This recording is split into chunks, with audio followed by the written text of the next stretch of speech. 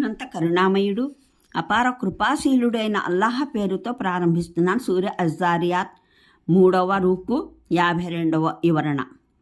ఈ ఆయట్లో ధర్మ ప్రచారానికి సంబంధించిన 2వ నియమం తెలుపడం జరిగింది.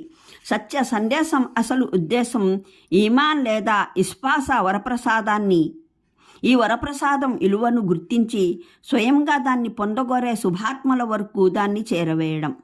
కానీ సందేశకునికి మానవ సమాజంలోని వేల జనులలో ఆ శుభాత్మలు ఎక్కడున్నాయో తెలియదు. అందువల్ల అతని బాధ్యత తన సందేశాన్ని సర్వజనులకు సర్వసామాన్యంగా క్రమం తప్పకుండా అందజేస్తూ ఉండటమే. తద్వారా విశ్వాసం కైగొనదలిచిన వారు ఎక్కడెక్కడ ఉన్నా వారికి అతని పిలుపు అందుతుంది. ఇటువంటి వారే అతని అసలు సంపద. వీరిని వెతికి పట్టుకోవడమే అతని నిజమైన బాధ్యత. ఇటువంటి వారిని సమీకరించి దైవ మార్గాన తెచ్చి నిలబెట్టడమే అతని లక్ష్యమై ఉండాలి.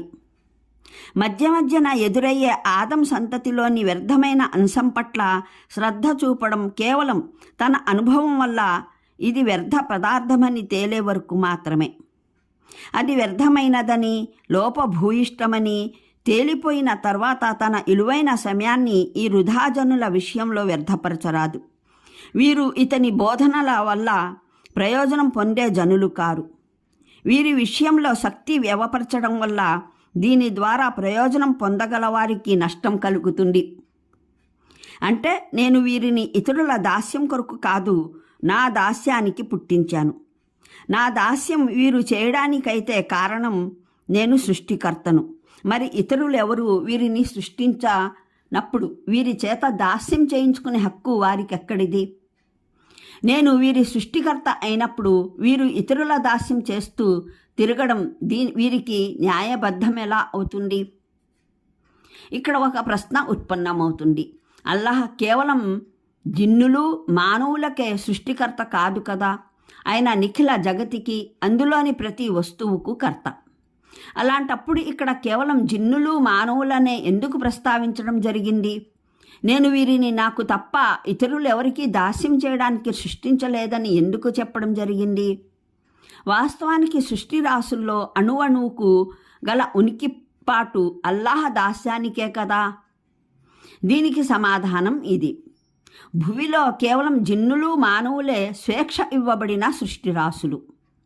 వీరు తమ అధికార పరిధిలో అల్లాహ్ దాస్యం చేయగోరితే చేయవచ్చు, లేదా వారు దాస్య మార్గానికి విముఖులు కాగలరు. అల్లాహను కాదని ఇతరుల దాస్యము చేయగలరు. ఇతర సృష్టి రాసులేవి ఇహలోకంలో ఇటువంటి స్వేచ్ఛ కలిగి లేవు. వాటికి అసలు అధికార పరిధి అంటూ ఏదీ లేదు.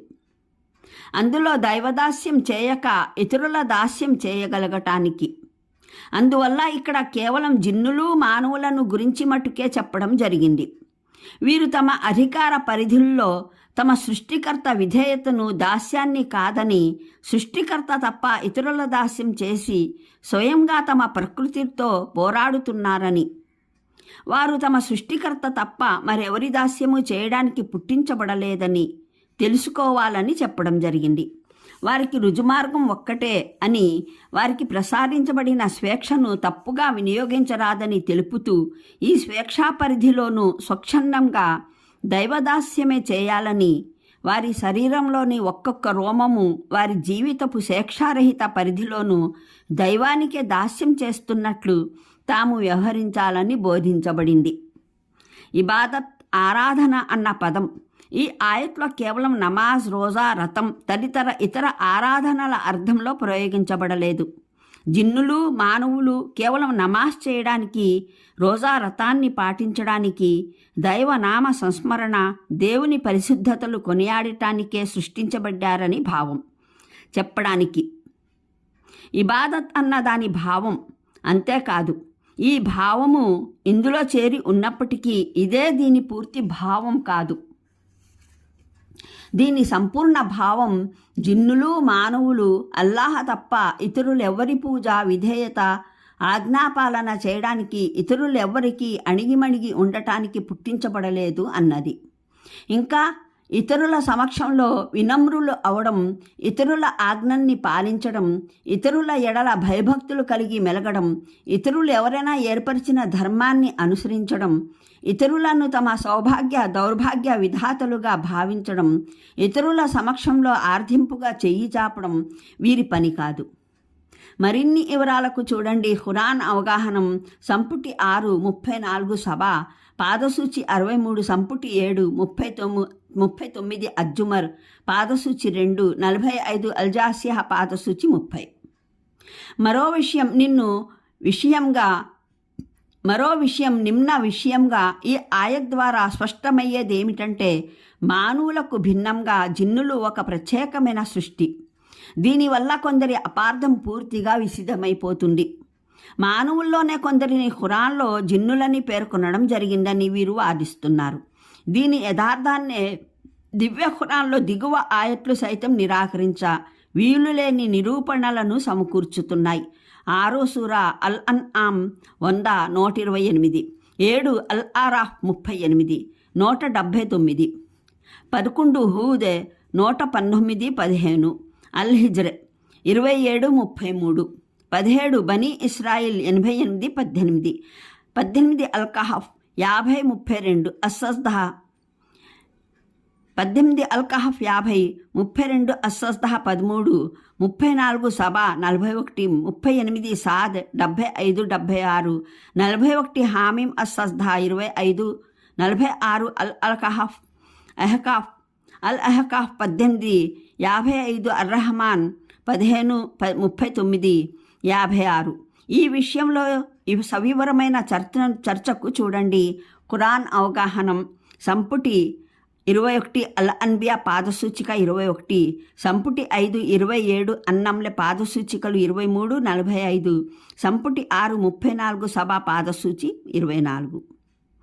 అంటే నా అవసరం ఏదైనా జిన్నులు మానవులపై ఆధారభూతమై లేదు. వారు నా ఆరాధన చేస్తేనే నా దైవత్వం కొనసాగుతుంది అనడానికి. వీరు నా దాస్యానికి విముఖులైతే నేను దైవం పోతానా అనడానికి. నాకు వీరి ఆరాధన అవసరం లేదు. నిజానికి నా ఆరాధన చేయడం వీరి ప్రకృతికి అవశ్యమైనది. దీనికే వీరు సృష్టించబడ్డారు. తమ ప్రకృతితో పోరాడితే అది వారికే నష్టకరం.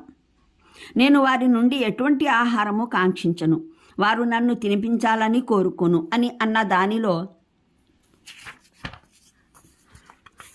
ఒక సూక్ష్మమైన శ్లేష ఉంది. దైవాన్ని కాదనే జనులు ప్రపంచంలో ఎవరెవరి దాస్యాన్ని నిర్వర్తిస్తున్నారో వారంతా తమ ఈ దాసులకు అగత్యపరులై ఉన్నారు. వీరు వారి దైవత్వాన్ని నడపకపోతే అది ఒక్కనాటికి నడవదు. వారు వీరికి అన్నదాతలు కారు. దీనికి భిన్నంగా వీరే వారికి ఆహారాన్ని నైవేద్యంగా సమర్పించుకుంటారు. వారు వీరికి తినిపించరు, వీరే వారికి తినిపిస్తారు. వారు వీరి ప్రాణాలను కాపాడరు, వీరే వారిని కాపాడుకుంటూ ఉంటారు. వారి సైన్యాలు వీరి ఆధారంగానే వారి దైవత్వం కొనసాగుతుంది. ఎక్కడెక్కడ ఈ బూటకపు దేవుళ్లను సమర్థించే దాసులు లేకపోయారో, లేదా నా దాసులు వారి సమర్థనను